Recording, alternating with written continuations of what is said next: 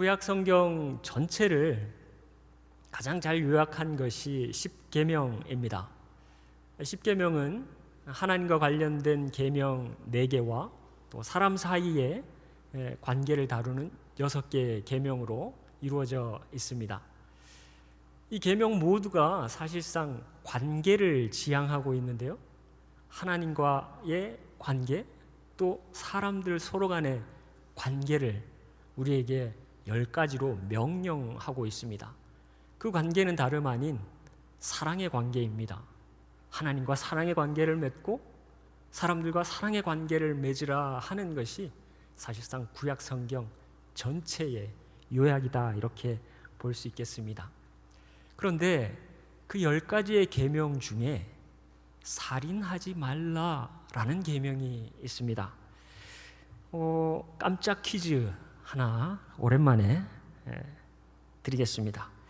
살인하지 말라는 말씀은 다음 중 무엇을 품고 살라는 것일까요?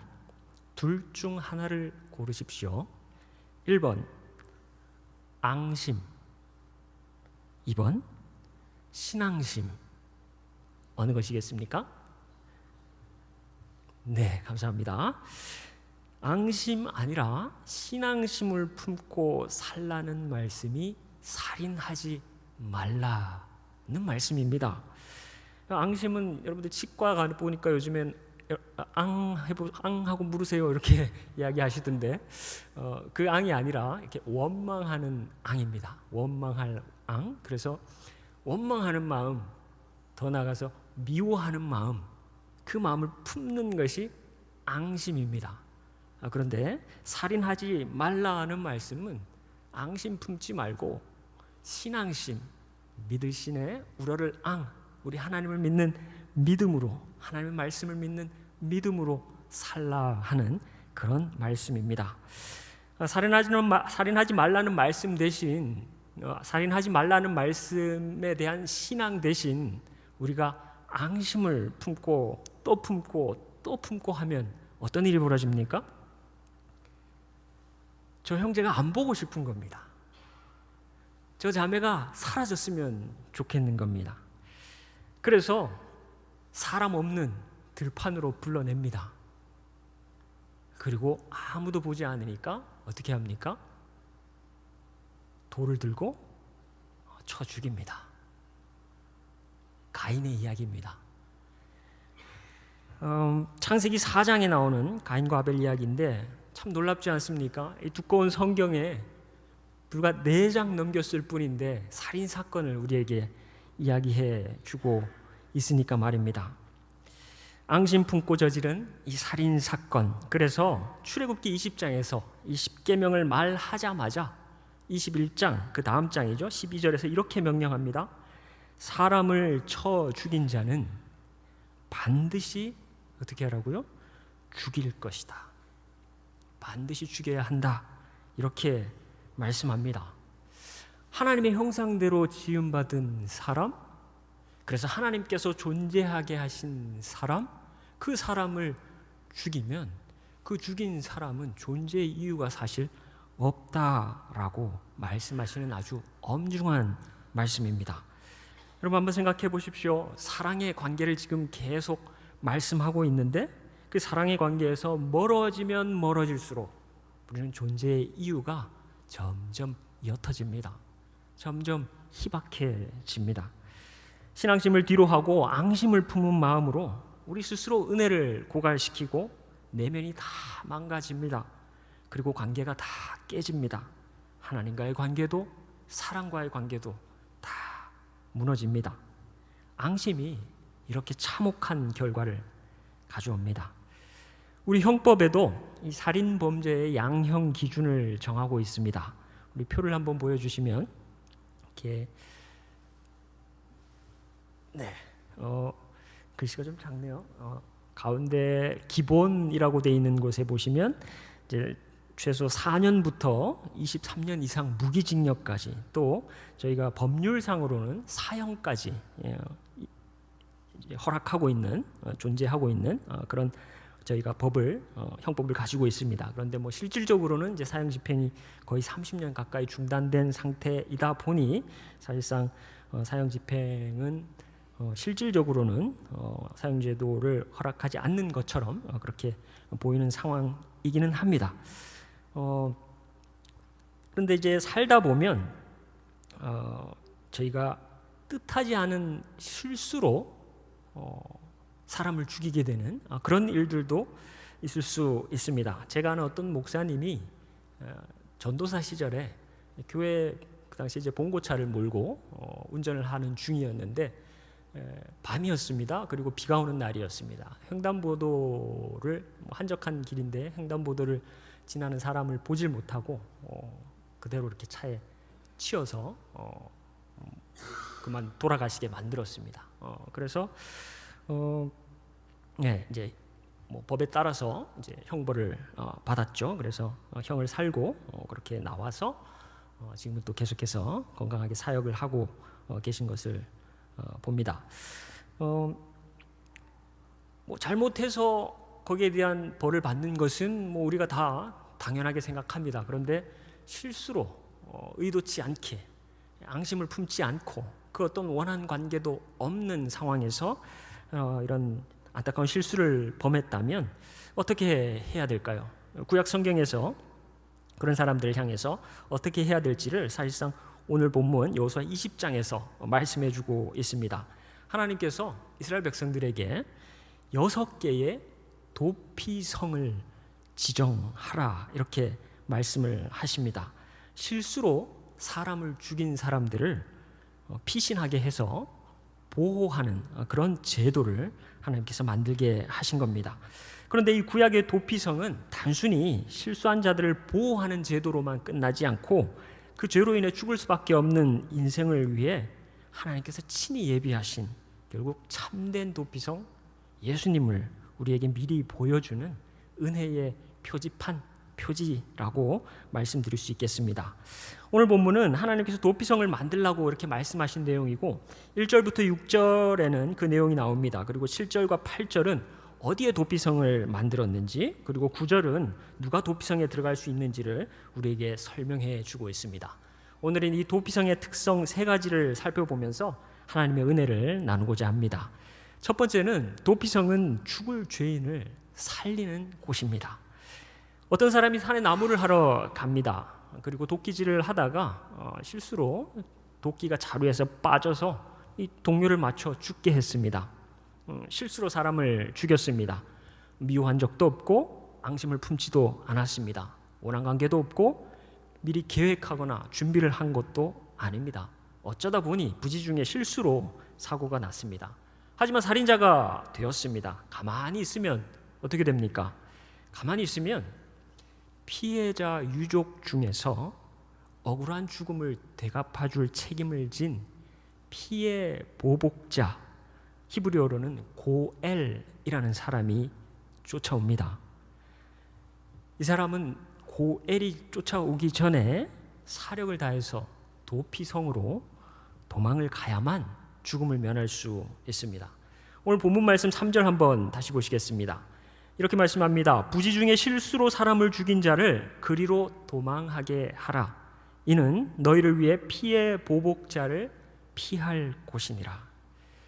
이 피해 보복자 고엘이라고 말씀드렸는데요. 이 구약의 고엘 제도는 사실상 4가지 기능을 수행했습니다. 고엘은 토지를 되찾아주는 사람이었습니다. 살다 보니까 어려워졌습니다. 그래서 토지를 팔아서 생계를 좀 계속 유지를 했습니다. 그런데 가장 가까운 친족이 그 토지를 다시 돈을 지불하고 되찾아주는 역할을 감당합니다. 고엘입니다. 또 고엘은 기업을 잇게 해주는 사람이었습니다. 보아스가 그런 사람이죠. 보아스가 자식 없이 남편을 잃은 룻과 결혼을 해서 그 가문의 대를 계속해서 잇게 해 주었습니다. 그래서 사실상 다윗 가문이 생겨나고 다윗 가문을 통해서 예수님께서 오시게 되는 그런 일들이 있었죠. 그리고 고엘은 또한 몸값을 지불하는 자입니다. 살다 보니 또 어려워져서 다른 집에 노예로 종으로 들어갑니다. 힘들게 사는데 가장 가까운 친족이 그 몸값을 대신 지불하고 그 사람을 자유롭게 자유인으로 만들어주는 것입니다. 이것이 고엘이 하는 역할입니다. 마지막으로 하나가 더 있는데 바로 피해 보복자 역할입니다. 살인사건이 일어났습니다. 가장 가까운 친족이 그 살인범을 직접 죽일 수 있는 책임과 권리가 주어졌습니다. 민수기 35장 19절을 한번 보시겠습니다. 이렇게 말씀합니다. 피를 보복하는 자는 고엘이죠. 그 살인한 자를 자신이 죽일 것이니 그를 만나면 죽일 것이요. 이렇게 말씀합니다. 물론 붙잡아서 그 자리에서 즉각 처형하는 것은 아니고 재판에 넘겨져서 판결이 나면 가장 가까운 친척인 이 고엘이 이 사형을 집행하는 역할을 맡았습니다. 따라서 실수로 살인을 했다면 빠르게 도피성으로 피신하고 도피성의 장로들에게 재판을 받게 됩니다. 오늘 보면 4절 말씀입니다. 이렇게 말씀합니다.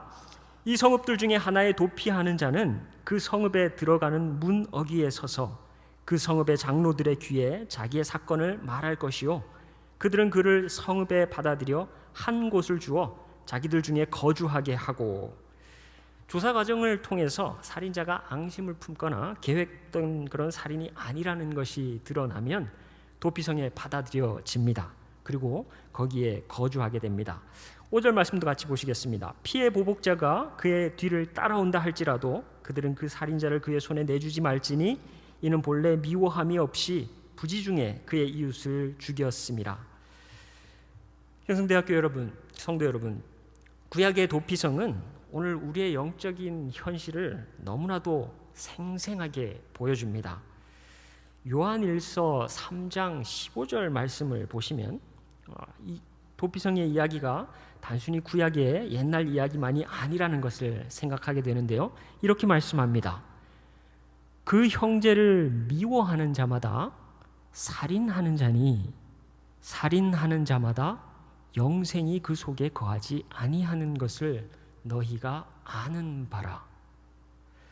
하나님께서 사도 요한을 통해서 저와 여러분에게 물으십니다.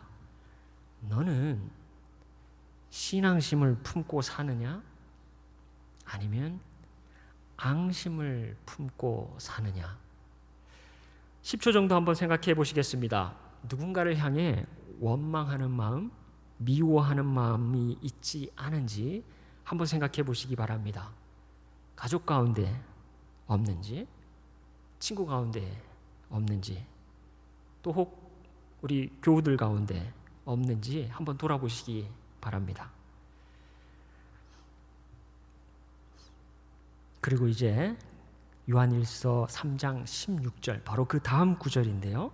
그 다음 구절도 우리가 한번 보겠습니다.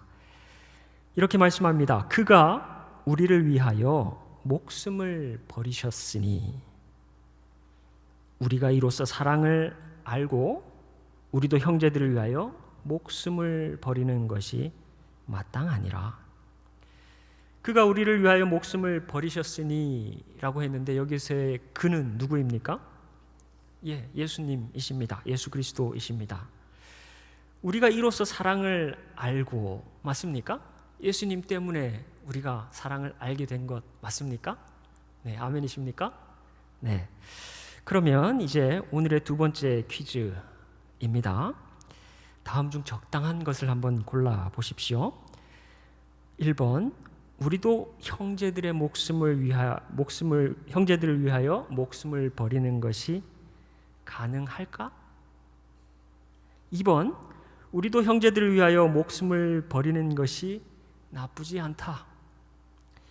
마지막입니다. 3번 우리도 형제들을 위하여 목숨을 버리는 것이 마땅하다. 그럼 몇 번이 정답입니까? 네, 대답하기가 좀 주저해지시나요? 답은 다 아시죠? 네, 3번입니다. 3번 우리도 형제들을 위하여 목숨을 버리는 것이 마땅하다. 자, 여러분 이제 우리 모두 큰일 났습니다. 우리 경성대학교 이제 큰일 났습니다. 왜 그렇습니까? 여기 이만큼의 인원이 형제들을 위해 목숨을 버리는 게 마땅하다라는 생각을 가지고 계신 거잖아요. 이제 무슨 일이 벌어질지 저도 모르겠습니다. 주님께서 나를 위해 목숨을 버리신 것, 그래서 주님의 사랑을 알게 됐고, 그래서 나도 형제를 위해 목숨을 버리는 것이 마땅하다라는 생각을 가지고 살아가면 도대체 무슨 일이 벌어질까요? 우리 사이에서 무슨 일이 벌어질까요? 형제님을 볼 때마다 내가 저 형제님을 위해 목숨을 버려야지, 자매님을 볼 때마다 내가 저 자매님을 위해서 목숨을 버려야지 하는 생각을 하면서 살아간다면 이 교회가 도대체 어떤 교회가 되겠습니까? 여러분, 도피성의 역설이 무엇인지 아십니까? 목숨을 구하러 들어간 도피성인데, 그 도피성에 들어가면 자기 목숨 내어놓고 살게 되는 것이 도피성입니다. 내가 목숨을 얻으려고 예수님을 믿었는데, 예수님 믿고 보니, 예수님 안에 들어가고 보니 이제는 내 목숨을 내어놓고 사는 사람이 된 것이 그리스도인입니다. 그리고 그 사람들이 모여서 그 말이 맞다 맞다 하는 사람들이 모인 곳이 교회입니다. 목숨을 어떻게 바칠까요? 형제를 위해 순교해야 될까요? 구체적으로 요한 1서는 그 다음에 곧바로 재물 이야기를 이어갑니다. 형제가 궁핍한데 그냥 가만히 내버려두고 모른 척하면 그게 어디 교인이겠느냐 하는 이야기를 하는 것입니다. 그렇게 해서 목숨을 바친다는 것, 형제를 위해, 자매를 위해 목숨을 바친다는 것이 무엇인지를 우리에게 예를 들어서 설명해 줍니다. 그래서 형제를 위해, 자매를 위해 그냥 죽으라 하는 이야기가 아니라 형제와 자매를 위해서 내 시간을 쓰고 내 재물을 나누고 내 기득권을 내려놓고 내 자아를 내려놓는 이런 일들을 통해 형제를 위해, 자매를 위해 내 목숨을 버려가라. 예수님이 그렇게 하신 것처럼 우리도 그렇게 하는 것이 마땅하다 하는 이야기를 우리에게 해줍니다. 기준이 너무 높은가요? 생각해보면 그렇습니다. 그래서 세상 사람들이 우리를 보면, 우리 교인들을 보면 이해를 못합니다. 세상은 그렇지 않습니까? 심지어 부모 자식 간에도 어떻게든 좀 더 받아내려고 그렇게 애를 쓰는 사람들이 아주 많은데, 교회에 오면 어떻습니까? 오늘 처음 봤는데도 얼마나 친절한지 모릅니다. 오늘 처음 보는데도 마치 무슨 좀 안 좋게 표현하면 간이라도 다 빼내어 줄 것처럼 그렇게 친절합니다. 처음 교회 온 분들은 이렇게 생각할 겁니다. 이 사람 너무 오버하네? 이 사람이 너무 위선적인 거 아니야? 하는 생각까지 할 정도입니다. 그런데 생각해 보십시오. 왜 그렇게 합니까? 왜 그렇게 친절을 베풉니까? 왜 그렇게 섬기려고 합니까? 왜 그렇게 봉사하려고 합니까? 왜 그렇게 헌신하려고 합니까? 주님이 나를 위해 목숨을 버리신 것처럼, 그래서 내가 그 사랑을 깨달아 알게 된 것 때문에 나도 형제 자매를 위해 목숨을 바치는 것이 마땅하다 하는 이 생각, 이 기준을 가지고 말하고 행동하고 표정을 짓다 보니 밖에서 보면 아유 참 오버하네, 그렇게 생각이 들 수 있는 것 아니겠습니까? 그러니까 이거 참 우리 집에서도 흔히 보는 모습 아닙니까? 교회만 그런 것은 또 아닌 것 같아요. 우리 부모님들이 우리 자식들을 위해서 그렇게 애를 써서 키우고 이것저것 다 해주려고 노력하지 않습니까? 그런데 그런 부모님 인터뷰 한번 해보십시오. 다 뭐라고 하십니까? 자식한테 해준 게 없다 그래요. 더 못해줘서 미안하다고 합니다. 그 심정 아닙니까? 주님이 나를 사랑하시고 날 위해 목숨을 버리셨는데 나도 형제 위에 뭘 더 해주지 못하는 마음, 자매를 위해 더 하지 못하는 마음, 그 마음 똑같지 않습니까? 우리 부모님들이 우리를 위해 다 해주시고도 해준 게 없다 하고 더 해주지 못해 미안하다 하는 그 마음하고 너무 닮아 있지 않습니까? 그런데 교회에서 어떻게 감히 형제 자매를 향해 손가락질을 하겠습니까? 어떻게 교회에서 감히 형제 자매를 향해서 인상을 찌푸리겠습니까? 어떻게 형제 자매들을 향해서 험담을 그렇게 아무렇지 않게 할 수 있겠습니까? 사랑하는 여러분, 도피성이신 예수 그리스도께서 죄로 인해 죽어 마땅한 우리를 살리셨으니 이제부터 우리 경성대학교의 형제 자매님들도 다른 형제 자매님들을 위해서 목숨 바쳐 사시기를 주님의 이름으로 축원합니다.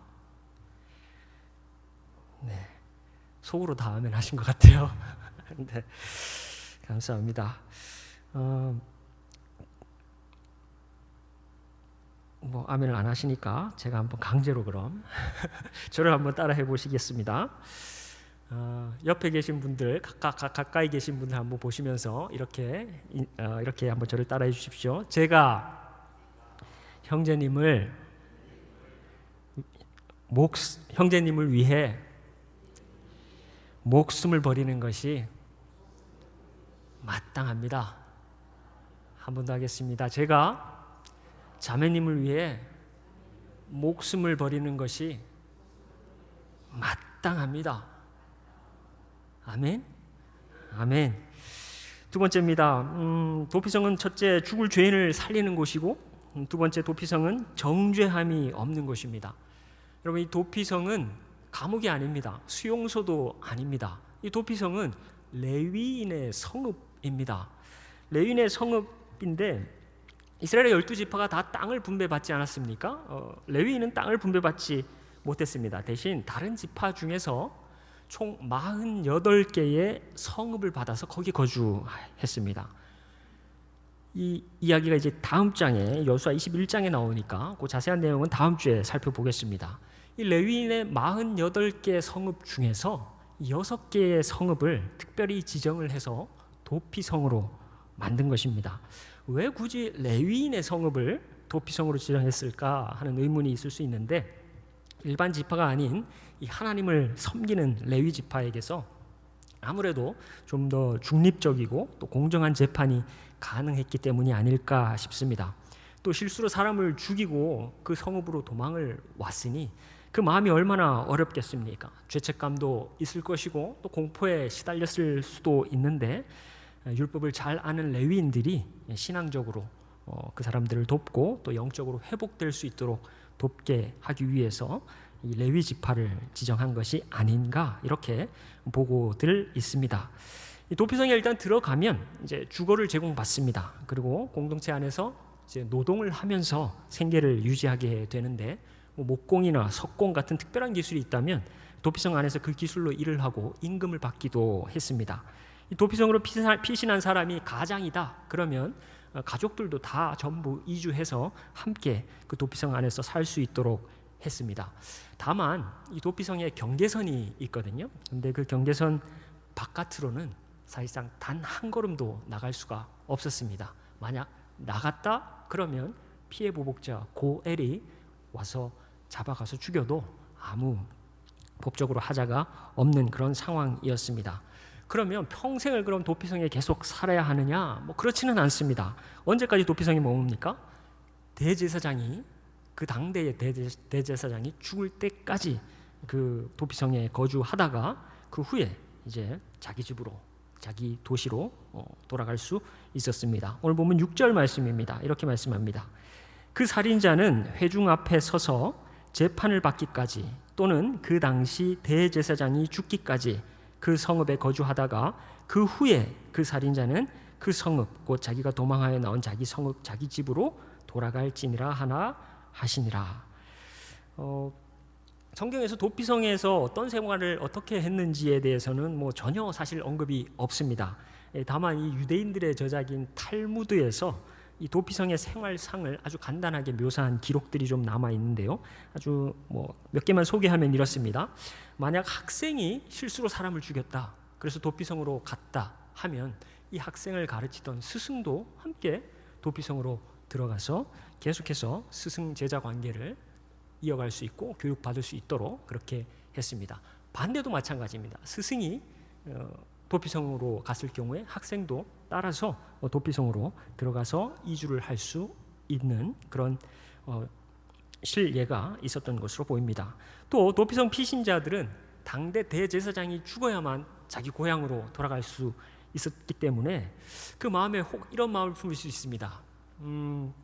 지금 대제사장이 좀 빨리 죽었으면 하는 마음이, 참 인간적인 마음이, 죽는 걸 바라지 않겠지만 또 한편으로는 그런 마음이 있을 수도 있지 않겠습니까?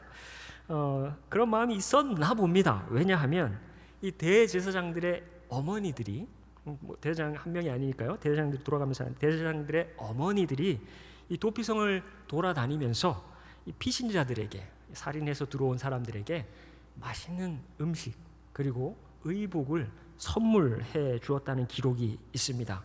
대제사장인 아들이 이 사람들이 빨리 죽어라 하는 그런 저주를 받아서 죽지 않도록 이 피신자들의 마음을 좀 달래기 위한 그런 인간적인 노력을 한 것으로 보입니다. 그러다가 대제사장이 사망하게 되면 나팔을 붑니다.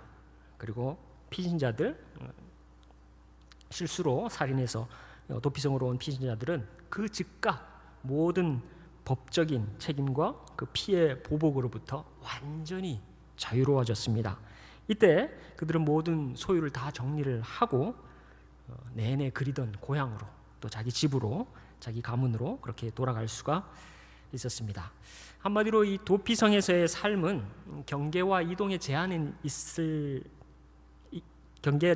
있기는 했지만 이 죄수의 삶이 아닌 보호와 절제의 그런 삶을 사는 것이었고, 또 언젠가 있게 될 온전한 회복, 온전한 자유를 바라면서 준비하는 삶을 사는 기간이 이 도피성에서의 기간이었습니다.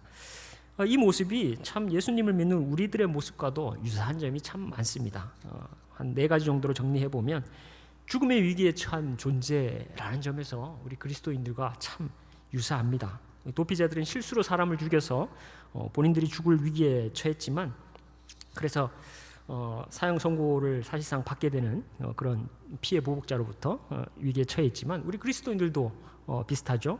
성경이 말씀하고 있는 것처럼 모든 사람이 죄를 범하였고 또 죄의 삭은 사망이다 하는 이 하나님의 심판 아래에 놓여 있었던 이 상황을 생각하면 이 도피자들, 이 피신자들과 비슷한 유사점을 갖게 됩니다.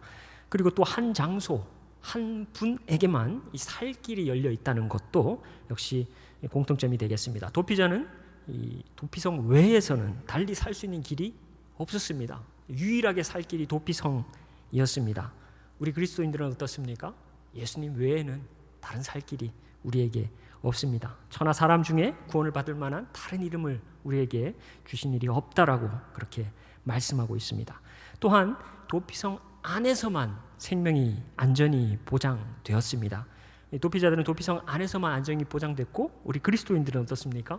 사도 바울이 자주 언급한 것처럼 그리스도 안에서만 구원과 평안을 누릴 수 있습니다. 마지막으로 대제사장의 죽음으로 완성되는 자유입니다. 도피자는 도피성 안에서 목숨은 건졌지만 일종의 연금 상태에 있었는데, 당대 대제사장이 죽으면 도피자가 완전히 자유인이 되는 것처럼 우리 그리스도인들도 영원한 대제사장이신 예수 그리스도께서 십자가에 죽으심으로써 이 죄의 형벌과 이 율법의 정죄로부터 우리가 완전하고 또 영원한 자유와 구원을 얻게 된 것입니다. 도피성은 실수로 죄를 지은 사람만 받아줍니다. 그렇지만 예수님은 양팔을 벌리고 수고하고 무거운 짐진 자들아 다 내게로 오라 이렇게 말씀하시면서 누구든지 받아주시고 구원과 완전한 자유를 우리에게 주십니다. 또 죄의 대가를 내가 직접 치르는 것이 아니라 예수 그리스도의 십자가 죽음이 나의 죄값을 대신 치르고 이제 죄 없다 선언하는 그런 구원의 방식인 것을 우리가 다 믿으시기를 바랍니다. 첫째, 도피성은 죽을 죄인을 살리는 곳, 그리고 도피성은 정죄함이 없는 곳. 이제 마지막으로 도피성은 차별이 없는 곳입니다. 오늘 6개의 도피성이 지역적으로 이렇게 골고루 배분이 되었습니다. 가나안 땅의 3개, 요단강 동편에 3개가 지정되었는데요. 우리 7절, 8절 말씀 다시 한번 읽겠습니다. 이에 그들이 납달리의 산지 갈릴리 게데스와 에브라임의 산지 세겜과 유다 산지의 기랴다르바 곧 헤브론과 여리고 동쪽 요단 저쪽 루벤 지파 중에서 평지 광야의 베셀과 갓 지파 중에서 길랏 라못과 므낫세 지파 중에서 바산 골란을 구별하였으니, 이렇게 말씀했는데요. 우리 이 6개의 도피성 지도로 한번 확인해 보겠습니다. 위에서부터 이렇게 내려오시면서 U자를 만들면서 한번 이렇게 내려왔다가 올라가 보실 텐데요. 맨 위에 납달리 지파의 게데스라는 곳에 도피성 하나를 만들었고요. 그대로 쭉 내려오면 세겜 보이십니까? 에브라임 지파의 땅이죠. 거기 세겜에 또 하나의 도피성, 그리고 더 내려오면 유다 땅입니다. 헤브론의 도피성, 그리고 U자로 이렇게 돌아서 루벤 지파의 베셀이라는 곳에, 그리고 올라가면 갓 지파의 길라 라못이라는 곳에, 그리고 맨 마지막 그 꼭대기죠. 므낫세 지파 반 지파죠. 바산 골란이라는 지역에. 그래서 6개의 지역에 이렇게 그 도피성을 마련해 놓았고, 이 도피성으로 가는 어느 곳에서나 하루 안에 도피성으로 갈 수 있도록 그렇게 6개를 지역적으로 잘 배분해 놓았습니다. 그리고 도피성으로 가는 길은 폭이 14m 이상으로 아주 넓게 잘 닦여서 그곳으로 가는데 불편함이 없도록 그렇게 길을 다듬어 놓았고요. 또 가다 보면 이렇게 갈림길이 나올 수 있잖아요. 갈림길이 나올 수 있는 교차로가 나오면 거기에는 표지판을 설치를 해서 미클라트라는 표지판, 도피성이라는 뜻입니다. 도피성이라는 표지판을 설치를 해놔서 전혀 헷갈리지 않도록 한 번에 도피성으로 피신할 수 있도록 그렇게 해 놓았습니다. 그리고 도피성은 24시간 내내 문을 열어두어서 누구나 부지중에 죄를 짓고 언제든지 들어올 수 있도록 그렇게 해 놓았습니다. 그리고 그뿐만이 아니고 또 도피성은 빈부귀천도 또 차별도 인종차별도 없었는데요. 우리 마지막 9절 말씀 보시면 이렇게 말씀합니다.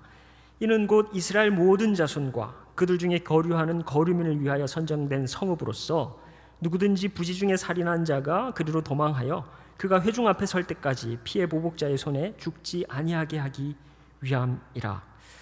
이스라엘 모든 자손뿐만 아니라 그 거류하는 거류민, 다시 말해서 그 이스라엘 백성들 중에 체류하는 외국인들까지 모두 포함해서 살인할 경우 도피성으로 피신할 수 있도록 한 것입니다.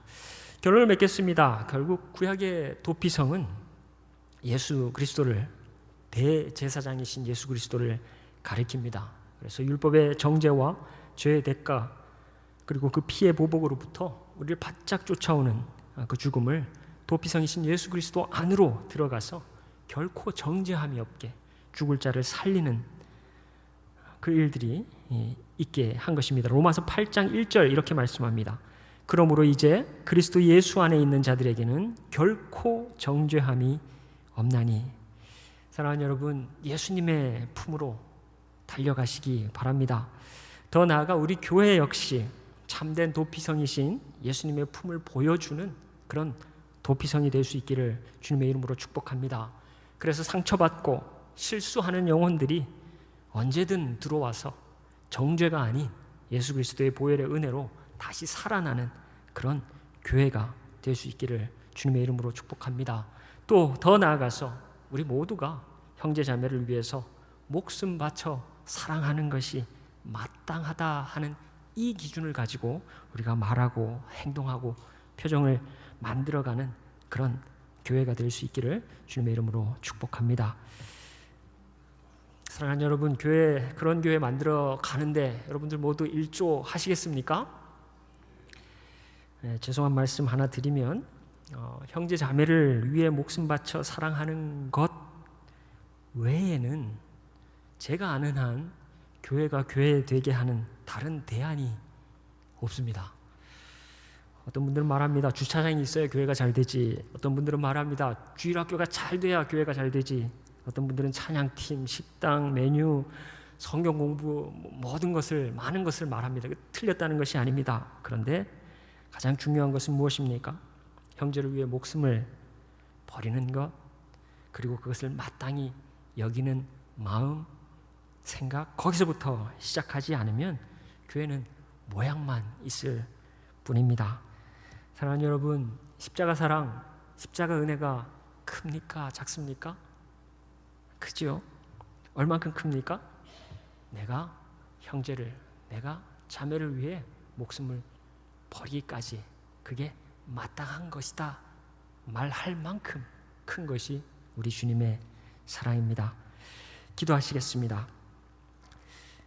하나님 아버지, 갈 바를 알지 못하고 죄와 허물로 인하여 죽을 수밖에 없었던 저희에게 참된 도피성이 되시는 예수 그리스도를 보내주시니 감사합니다.